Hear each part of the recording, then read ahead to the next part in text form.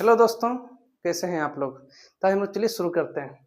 हम लोग पदार्थ चैप्टर पढ़ रहे थे। तो पदार्थ में हम लोग पढ़े थे पदार्थ किसे कहते हैं, पदार्थ के भौतिक गुण के बारे में जान गए थे। हम लोग पदार्थ के वर्गीकरण देख लिए थे, पदार्थ के भौतिक वर्गीकरण किए थे हम लोग। इसमें ठोस, द्रव और गैस के बारे में हम लोग पढ़ लिए थे। ठीक है, चलिए अगर हम लोग जो है ठोस अवस्था के बारे में डिटेल से पढ़ेंगे। The solid state of matter, यानी पदार्थ की ठोस अवस्था के बारे में हम लोग आज गहन अध्ययन करेंगे।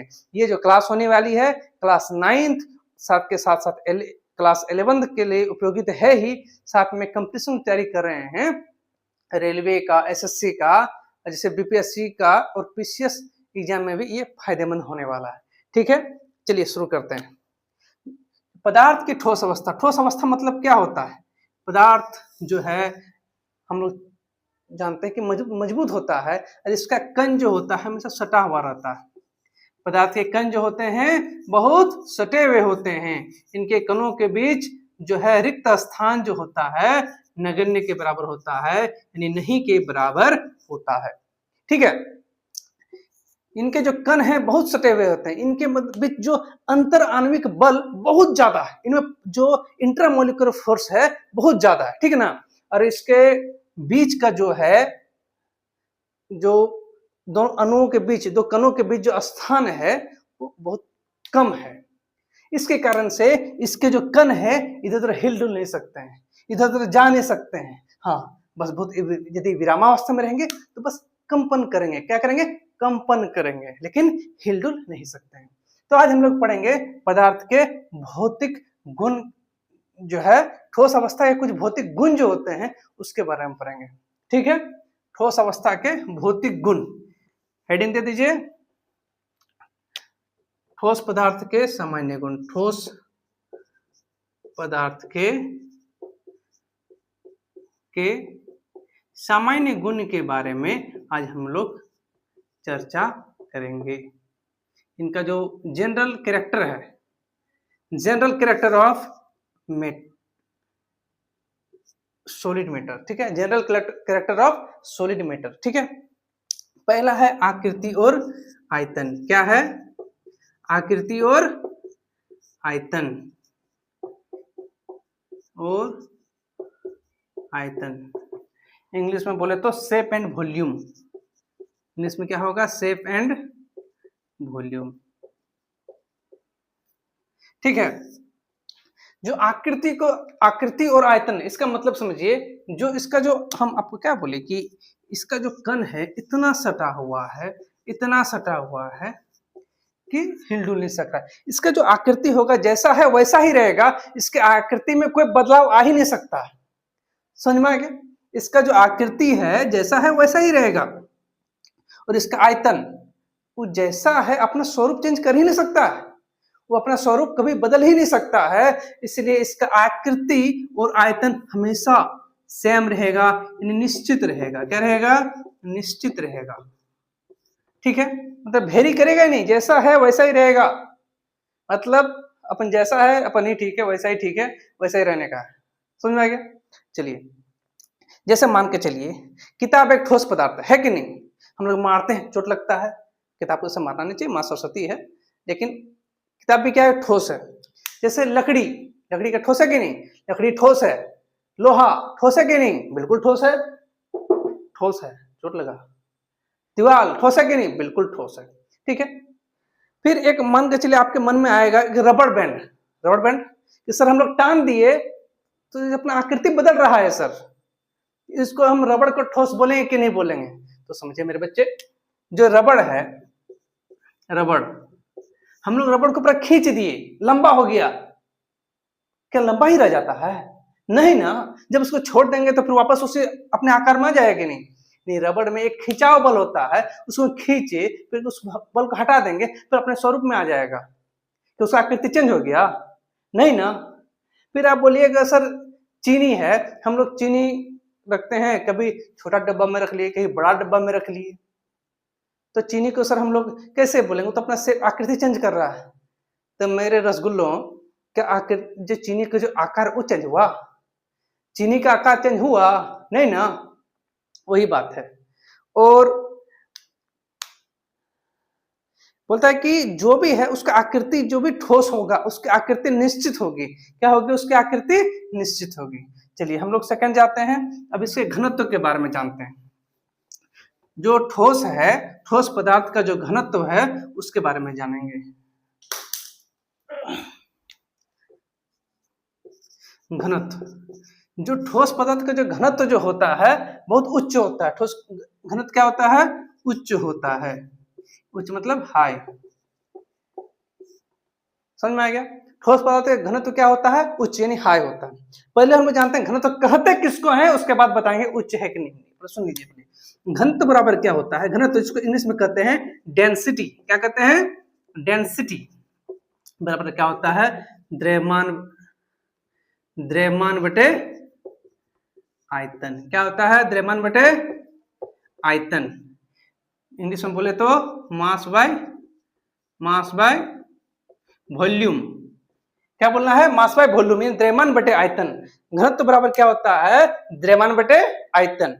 देखिए अब हम लोग यदि घनत्व का यदि हम लोग मात्रक के रूप में जाए, मात्रक जान रहे हैं इसको हम लोग यूनिट बोलते हैं। यूनिट मतलब कि हम लोग घनत्व किसमें मापते हैं। पहले देखिए यहाँ से याद कीजिएगा, घनत्व का हम लोग ऐसा ही मात्रक जानने वाले हैं। पहले इससे पहले हम लोग द्रव्यमान का जानते हैं। द्रव्यमान का क्या होता है? किलोग्राम इसका मात्रक होता है। मात्रक सिर्फ बोल रहे हैं, उसको हम ऐसा यूनिट पे भी जाएंगे, ठीक है। और आयतन का क्या होता है? हम लोग आयतन किससे नापते हैं पता है आप लोग को? नहीं, आयतन हम लोग जनरली बोलते हैं लीटर से नापते हैं। लीटर से नापते हैं आयतन, लीटर से नापते हैं या फिर मीटर क्यूब से नापते हैं। किससे नापते हैं? मीटर क्यूब से। जब हम लोग इसका ऐसा यूनिट में जाएंगे तो जो द्रव्यमान है इसका ऐसा यूनिट होता है ग्राम, और घनत्व का ऐसा यूनिट क्या होता है? मीटर। क्या होता है? और आयतन का मीटर क्यूब होता है। समझ में आ गया? ग्राम पर मीटर क्यूब। तो घनत्व का आयतन कहीं पूछे तो क्या बोलना है? ग्राम पर मीटर क्यूब। ठीक है, समझ में आ गया? चलिए, बोला जाता है कि देखो जो है ठोस है इसके बीच अंतर आणविक जो गैप है, अंतर अणु का जो गैप है, मतलब कि दो अणुओं के बीच, दो कणों के बीच जो गैप है बहुत कम रहता है। इसीलिए इसका घनत्व क्या होता है? उच्च होता है। मतलब मान के चलिए एक रूम है, 100 का कैपेसिटी है, पूरा पूरा ठसम ठस पूरा आदमी घुसा हुआ है, तो उसका घनत्व क्या हो जाएगा? डेंसिटी ज्यादा हो जाए, क्योंकि उसका द्रव्यमान ऊपर ज्यादा ना हो जाएगा। मान के चलिए 100 आदमी है, उसका द्रव्यमान ज्यादा, या फिर यदि एक रूम है जिसमें 100 आदमी का पूरा फुल कैपेसिटी है 100 आदमी, ठीक है, तो इसका द्रव्यमान मान के चलिए 50 किलो के एवरेज से कितना हो गया? 50 गुना 100 कितना? 5000 हो गया। और यदि दूसरे कमरे में मान कर चलिए 100 की जगह मात्र 10 है तो कितना हो गया? 500 हो गया। और जिसका द्रव्यमान ज्यादा होगा उसी घनत्व तो ज्यादा होगा, क्योंकि द्रव्यमान बटे आयतन, आयतन तो मेरा सेम है, मीटर क्यूब जितना मीटर का है उतना तो मेरा आयतन आ जाएगा। आयतन तो मेरा सेम है, लेकिन द्रव्यमान ज्यादा होने के कारण घनत्व ज्यादा होता है। तो घनत्व जो होता है इसका, ठोस का जो घनत्व होता है हमेशा उच्च होता है। समझ में आ गया? चलिए हम लोग आगे बढ़ते हैं। जो ठोस का जो घनत्व होता है ये उच्च होता है, हमें याद रखना है, ठोस का जो भी घनत्व होगा उच्च होगा, क्योंकि द्रव्यमान इसका निश्चित होता है और इसका द्रव्यमान अधिक होने के कारण इसका घनत्व भी उच्च होता है। फिर कहता है इसका 3 number,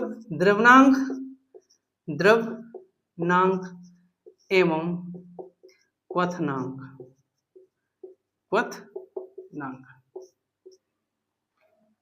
melting point and boiling point. Melting point and boiling point. ठीक है, मेल्टिंग पॉइंट मतलब क्या होता है, यानी द्रव्यनांक मतलब क्या होता है? द्रव्यनांक मतलब होता है वो तापमान जिसमें कोई ठोस द्रव अवस्था में बदलने योग्य हो जाए। मतलब वो तापमान जिसमें कोई पदार्थ द्रव अवस्था में आने को तैयार हो जाए या फिर आप बदलने योग्य हो जाए। और क्वथनांक यानी बॉइलिंग पॉइंट। बॉइलिंग पॉइंट मतलब क्या होता है? बॉइलिंग पॉइंट का मतलब से तो बॉयल, इंग्लिश में क्या? बॉइलिंग पॉइंट मतलब कि वो टेम्परेचर जिसमें जब कोई द्रव या ठोस अब बॉयल करने लग जाए, उसके बारे में बात कर रहे हैं कि जब कोई बॉयल करने के योग्य हो जाए उसके बारे में हम लोग बात करते हैं। तो ठोस पदार्थों का जो होता है, ठोस पदार्थों का द्रवनांक एवं क्वथनांक जो होता है, यानी मेल्टिंग पॉइंट और बॉइलिंग पॉइंट जो होता है उच्च होता है, यानी हाई होता है। ठीक है, समझ में आ गया? चलिए आगे है ठोस पदार्थ होता है कठोर और दृढ़ होता है। हम आप लोग को शुरू से बता रहे हैं जो ठोस पदार्थ जो होता है पूरा दृढ़ यानी मजबूत होता है, रिजिड होता है। रिजिड मतलब क्या होता है? मतलब कि हार्ड। कोई भी ठोस आप देखें जो पूरा मुलायम हो, देखे हैं? अपवाद है, कमेंट में बताइएगा। जितना भी ठोस पदार्थ होगा पर रिजिड होगा, हार्ड होगा, मजबूत। यानी ठोस पदार्थ क्या होगा? मजबूत होगा, मजबूत एवं दृढ़। इंग्लिश में लिख लीजिए हार्ड एंड रिजिड होगा। क्यों? इसका जो अणु जो है, हम आप लोग बार बार यही चर्चा कर रहे हैं, जिसका अणु जितना सटा हुआ है इसका अणु यदि साइड हो ही नहीं पाएगा तो रिजिड होगा नहीं। इसके अणु को अलग होने के लिए जगह ही नहीं है, दूर होने का जगह ही नहीं है, तो मजबूत होना तो लाजमी है ना। हम यदि एक चला रहे हैं, उसको यदि साइड कोई है ही नहीं है तो चोट लगेगा ना। तो सब खेला इसी का है। ये जो है इसका जो संरचना है, जितना भी ठोस है, इसमें अंतर आणविक बल इतना होता है कि एक दूसरे को पकड़ कर रख रहे हैं, और इसमें जो रिक्त स्थान जो होता है, इंट्रामोलिकुलर स्पेस जो होता है, बहुत कम होता है, हट नहीं सकता है, अपनी जगह पे स्थिर है। आप किसी को मारिए, हट गया, चोटने जगह है तो हट गया, चोट नहीं लगेगा। लेकिन जिसमें हटने का जगह ही नहीं है तो मारिए और चोट नहीं लगेगा। समझने वाली बात है। चलिए हम लोग आगे पढ़ते हैं, हम लोग इसके बारे में आगे जानते हैं। कंप्रेसिबिलिटी, हम लोग संपीड़िता के बारे में जानते हैं। संपीड़िता देखिए जितना भी है सब खेला इसी पे है। संपीड़िता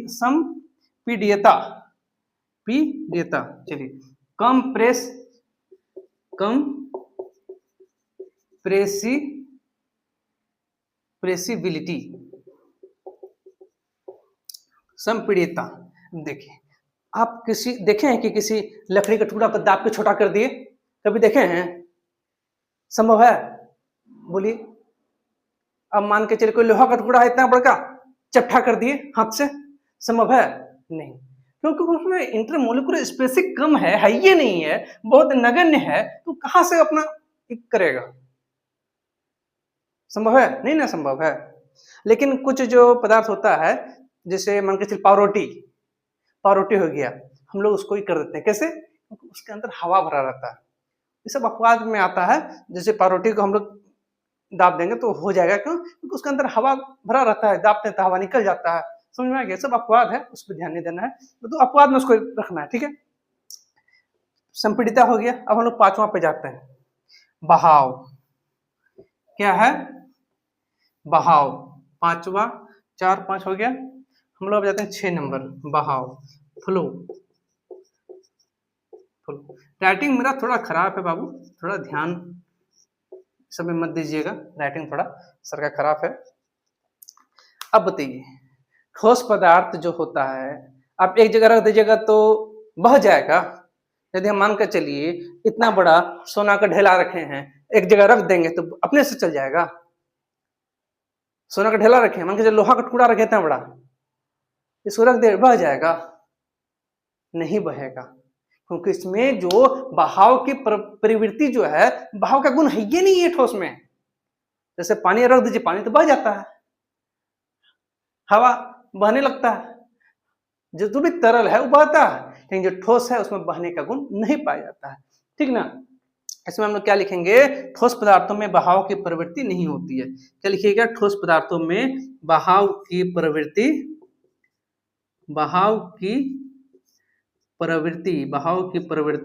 नहीं पाई जाती है।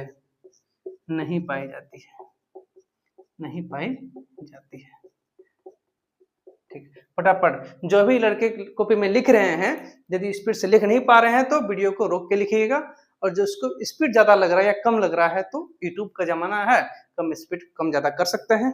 ठीक है, अगला है प्रसार और संकुचन। क्या है? ठीक है, हम लोग आगे बढ़ते हैं। प्रसार और संकुचन, बात सब खेला इसी पे हो रहा है। हम लोग जो भी बात कर रहे हैं, ठोस का जो गुण के बारे में बात कर रहे हैं, सब खेला इसी में है। ये जो फिगर है, ये जो है इसका रामबन फिगर है। प्रसार और संकुचन, प्रसार और संकुचन, प्रसार और संकुचन। क्या ठोस में प्रसार या संकुचन हो सकता है?